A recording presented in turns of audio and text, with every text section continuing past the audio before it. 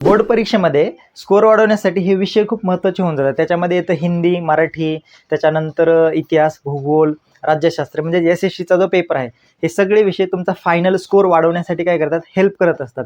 सोपे असतात आणि मार्कसुद्धा जास्त पडत असतात. 90+ सगळ्या विषयांमध्ये मार्क पाडता येतात. हे आत्ता जे सांगितलेले आहेत त्याच्यात इंग्लिशसुद्धा ॲड करा. तर विषय असा आहे की त्याच्यासाठी तुम्हाला अभ्यास करावा लागतो. कमी वेळात जास्त आउटपुट देणारे हे सब्जेक्ट आहेत. ज्या पद्धतीनं तुम्ही सायन्सला आणि मॅथला वेळ देता तेवढं आउटपुट भेटत नाहीत, कारण ते विषय तुलनेने थोडेसे अवघड आहेत. एवढे अवघड नाहीत जेवढे आपण समजतो, कारण आपल्याला एखाद्या गोष्टीची बाऊ करायची खूप सवय आहे. म्हणजेच अवघड आहे म्हणजे एखादी गोष्ट ठरवली तुम्ही अवघड आहे तर ती अवघडच होऊन जाते. त्या गोष्टीला तुम्ही समजायला पाहिजे की ही गोष्ट सोपी आहे आणि ही गोष्ट मी काय करू शकतो. म्हणजेच आपण त्याला आपलं होप जे आहे, आशा, तर ती महत्त्वाची असते. इच्छा, will power, your will power will be strong than your skill. जर विल पॉवर स्ट्रॉंग असेल तर तुमचं स्किल मॅटर करत नाही, ऑटोमॅटिक तुम्हाला स्किल येत जातं. म्हणून हे सब्जेक्ट समजून घ्या. मार्क जास्त पाडण्यासाठी ह्यांचा अभ्यास करा. ठीक आहे. हिंदी पिक्चर लहानपणापासून बघताय, हिंदी मालिका लहानपणापासून बघताय, त्यामुळे हिंदी हा सब्जेक्ट खूप सोपा आहे. पुस्तकातलं कमी आणि बाहेरचं जास्त आहे. तुम्हाला उपयोजित लेखन, ग्रामर व्यवस्थित करा आणि तुमचे स्वतःचे विचार तुम्हाला हिंदीमध्ये लिहिण्यासाठी काय करा, तुम्ही तयारी करा स्वतःची. मग ह्याच्यामध्ये काय, तर पेपर पॅटर्न बघूयात. आता पेपर पॅटर्न बघत असताना तुम्हाला क्वेश्चन पेपर पूर्ण माहिती पाहिजे. क्वेश्चन पेपरमध्ये पहिला प्रश्न ते शेवटचा प्रश्न काय येतं परीक्षेला. आता पेपर कुठून घ्यायचे, तर टेलिग्रामला नालंदा कोचिंग क्लासेस म्हणून चॅनल आहे आणि व्हॉट्सअपचं सुद्धा एक चॅनल आहे, नालंदा कोचिंग क्लासेस. ह्या डिस्क्रिप्शन बॉक्समध्ये आहे त्यांची. तिथं सगळे तुम्हाला नोट्स आणि PDF किंवा क्वेश्चन पेपर सगळे प्रोव्हाइड केले जातील. काही सूचना असतील तर तेही केल्या जातील. तर ते चॅनल किंवा ते ग्रुप्स जे आहेत ते तुम्ही जॉईन करा व्यवस्थितपणे. तर याच्यामध्ये काय, तर 10वीचा जो बोर्डाचा पेपर आहे, तर ते पेपर कसा असतो, हाच पेपर येतो. म्हणजे असाच पॅटर्नमध्ये तुम्हाला बोर्डामध्ये पेपर येत असतो. तुम्हाला टोटल 5 विभाग आहेत. पहिला गद्य विभाग 20 मार्क, पद्य 12 मार्कासाठी येतो, पूरक पठण 8 मार्क, व्याकरण 14 आणि उपयोजित लेखन 26. आता इथं जर तुम्ही बघितलं तर हा जो उपयोजित लेखन, व्याकरण आणि गद्य हे किती मार्काला आहे, टोटल 40 आणि हे 60 मार्काचं तुम्हाला या ठिकाणी 3 विभागामध्ये प्रश्न आहेत. 3 विभागात फक्त 60 मार्काचे प्रश्न आहेत. बघा, उपयोजित लेखन 26, व्याकरण 14 आणि गद्य विभाग 20. आता तुम्हाला सांगतो, उपयोजित लेखनाचे टेम्पलेट केले व्यवस्थित तर जास्त म्हणजे लोड घ्यायची गरज नाही. व्याकरणाचा मेन व्याकरणाचे कॉन्सेप्ट आणि मागे आलेले सगळे क्वेश्चन पेपर व्यवस्थित करा, ते आपण डिस्कस करूच, तुम्हीही करा. त्यानंतर गद्य विभागावरती वेगळा अभ्यास करायची गरज नाही. क्लासमध्ये शिक्षक किंवा सर शिकवत असतानाच व्यवस्थित त्या लेसनमध्ये काय सांगितलेलं आहे, काय काय कोण कॅरेक्टर आहेत, ते सगळे कॅरेक्टर्स लक्षात ठेवा. म्हणजे तुम्हाला याचा वेगळा अभ्यास करायची गरज नाही. मी म्हणतो 8 दिवसामध्ये हिंदीचा अभ्यास होतो, मराठीचा अभ्यास होतो. 8 दिवसामध्ये तुम्ही 8 दिवसामध्ये अभ्यास करून 90 मार्क घेऊ शकता. काहीच अवघड नाही. बघा आता प्रश्न कसे असेल. विभाग पहिला जो असतो तो गद्य विभाग 20 मार्काला, तर त्याच्यात 2 पठित गद्य येत असतात. पठित गद्य असते 2 8-8 मार्काचे. सेम टाईपचे प्रश्न, सेम टाईपचे म्हणजे वाक्य पूर्ण करायचं असतं, त्याच्यानंतर उत्तर लिहायचं असतं, दिलेले प्रश्न असतं त्याच्यावरती उत्तर लिहायचं असतं, किंवा वाक्य पूर्ण करायचं म्हणजे फिल इन द ब्लँक्स इंग्लिशमधलं, रिकामा जागा लिहा. त्याच्यानंतर शब्दार्थमध्ये येतं, तिसरा प्रश्न शब्दार्थमध्ये येतो, समानार्थी शब्द, विरुद्धार्थी शब्द. मग आपने विचार लिखिए, स्वमत. आता हा खूप महत्त्वाचा प्रश्न आहे. इथला चौथा, हा चौथा, त्याच्यानंतर हा दुसरा. गद्य विभागामध्ये तुम्हाला 6 मार्काचं स्वमत आहे नुसतं, पुस्तकाच्या बाहेरचं किंवा त्या पॅसेजच्या आधारावरती, उत्तराच्या आधारावरती. पठित गद्य पहिला 8 मार्काला, दुसरा 8 मार्काला. सेम कृती पूर्ण करा असेल, उत्तर लिहा असेल, सूचनाच्या आधारावरती कृती पूर्ण करा असेल आणि स्वमत असेल. 4 प्रश्न सेम टाईपचे असतात, फक्त पॅसेज वेगळा असतो, नाही ना. 2 पॅसेज वेगवेगळे असतात, प्रश्न मात्र सेम असतात त्या पॅसेजच्या आधारावरती, बरोबर. मग आता याचा अर्थ असं नाही की पहिला पॅसेज दिलाय आणि पहिल्या पॅसेजवरचे प्रश्न दुसऱ्या पॅसेजमध्ये, असं नाही. पॅसेज वेगळा, प्रश्न वेगळा, फक्त तो टेम्पलेट सेम. आता रांगोळीचे जसं टेम्पलेट भेटते, अगोदर ठिपके टाकू रांगोळ काढावी लागायची, पण आता तसं नाही. आता तो साचा भेटतो, काय म्हणतो, चाळणी भेटते. त्या चाळणीमध्ये सगळी रांगोळ टाकली, खाली रांगोळ तयार होते. तसं झटपट पटापट त्या टाईपमध्ये. आणि आ झाला. ई हा तुम्हाला असतो अपठित गद्य, 2 पठित आणि 1 अपठित. म्हणजेच तुम्हाला नॉन टेक्स्च्युअल असतो, मग त्याच्यावरती सुद्धा 2 प्रश्न असतात. हा 4 मार्काला येतो. बघा, पठित गद्य 16 मार्काला, म्हणजे 8-8 मार्काचे 2 पॅसेज आणि क्वेश्चन मात्र सेम टाईपचे.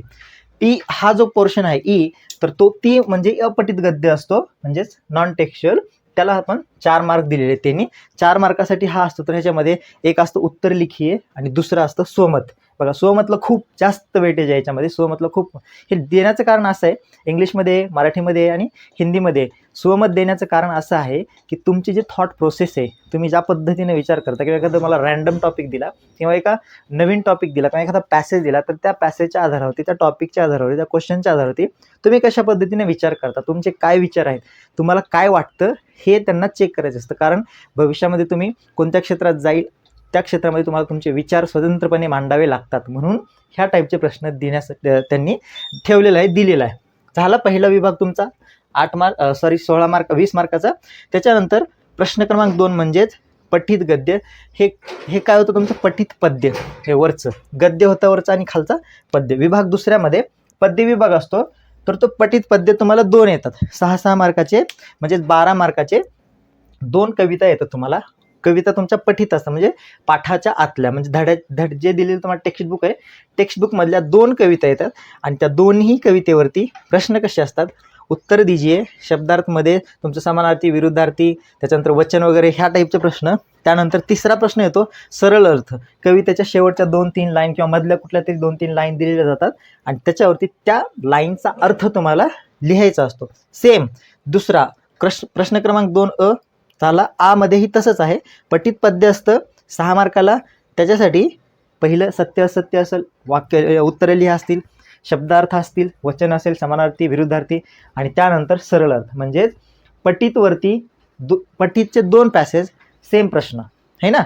त्याच्यानंतर अपठितवरती 1 पॅसेज 2 टाईपचे प्रश्न, पण स्वमत मात्र 3ही पॅसेजवरती तुम्हाला स्वमत लिहायचं. सेम पठित पद्य म्हणजे पद्य विभाग, कविता 2 असतात, 2 कविता, 2 कवितेवरती प्रश्न सेम टाईपचे असतात आणि तुम्हाला तिसरा जो प्रश्न असतो सरळ अर्थ दोन्हीच्या कवितेवरती एखाद्या लाईन्स दिल्या, एखादं कडवं दिलं असतं, त्यांचा सरळ अर्थ तुम्हाला जो अर्थ समजलेला आहे, म्हणजे त्या कवितेचा अर्थ काय दिलेला आहे, त्या ओळींचा अर्थ या ठिकाणी लिहायचा असतो. विभाग तिसरा पूरक पठण. जे स्थूल वाचन आहे तेच पूरक पठण. इथं काय आहे, प्रश्न क्रमांक 3 पठित पद्यांश पर आधारित कृती पूर्ण कीजिए. किती मार्काला येतं, 4 मार्काला. बघा अपठित गद्य आणि पूरक पठण हे 8 आणि 4 12 मार्काचं या ठिकाणी कव्हर होतं, बरोबर आहे. मग पूरक पठणमध्ये 8 मार्काचे 2 प्रश्न असतात, 4-4 मार्काचा 1 पॅसेज असतो. त्याच्यावर तुम्हाला कृती किंवा संजाल, वेब म्हणतो आपण, ते करायचं असतं किंवा जोड्या लिहायच्या असतात आणि तुमचे विचार स्वमतला खूप व्हॅल्यू आहे. बघा इथं एक आहे, ह्या ठिकाणी 2 4 6, परत हाही अर्थ तुम्हालाच लिहायचा आहे. 6 आणि 4 10, त्याच्यानंतर हे 4 14. खूप सारे प्रश्न नुसते स्वमतवर आहेत, म्हणून स्वमतला जास्त व्हॅल्यू या ठिकाणी दिले. पूरक पठण 8 मार्क, 2 प्रश्न असतात किंवा 2 पॅसेज असतात छोटे छोटे 4-4 मार्काला. त्याच्यात कृती पूर्ण करा किंवा वेब चार्ट पूर्ण करा, असं संजाल पूर्ण करा, कृती किंवा जोड्या जुळवा, हे ना, काय जोडिया मिलाई असं असतं. आणि शेवटी अपने विचार, स्वमत किंवा अपने विचार ह्याच्यावरती असा प्रश्न असतो. चौथा विभाग व्याकरण विभाग आहे. सगळ्यात महत्त्वाचा व्याकरण आणि उपयोजित लेखन. ज्याला जमतं त्याला स्कोर चांगला येतो, कारण 50% वेटेज यालाच आहे. बघा व्याकरण 14 मार्क, उपयोजित लेखन 26 मार्क, 14 आणि 26 झाले 40. पेपर असतो 80 मार्काचा. 80 पैकी 40 म्हणजे 50% मार्क फक्त 2 विभागाला आहेत. वरचा विभाग आहे गद्य विभाग, त्याला वेगळा अभ्यास करायची गरज नाही, ते कोणीही सॉल्व करतं. तिथंच प्रश्न असतो आणि तिथंच उत्तर असतं, म्हणून सॉल्व करत असतं.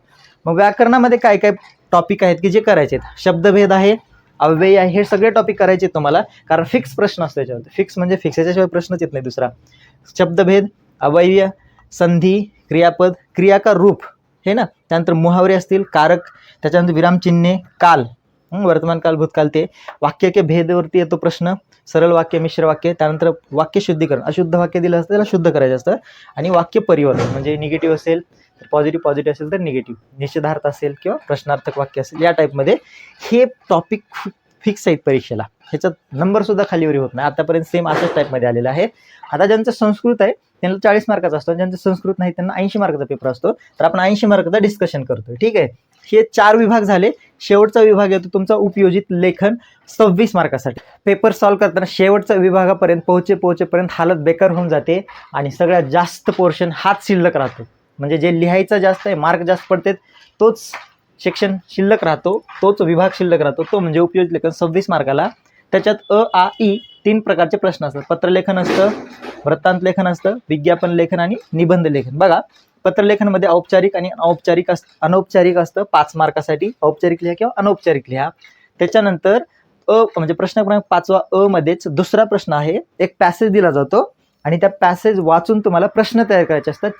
4 प्रश्न आणि ते 4 मार्काला असते. कंपल्सरी आहे, पत्र कंपल्सरी आहे तुम्हाला. फक्त ऑर आहे फॉर्मल इन्फॉर्मल म्हणजेच औपचारिक अनौपचारिक.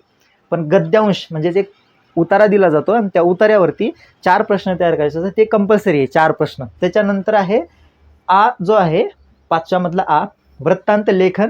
त्याला ऑर आहे कहाणी लेखन. ओके, दोन्हीपैकी एक करा, वृत्तांत करा किंवा कहाणी करा, कुठलंही एक करा 5 मार्कासाठी.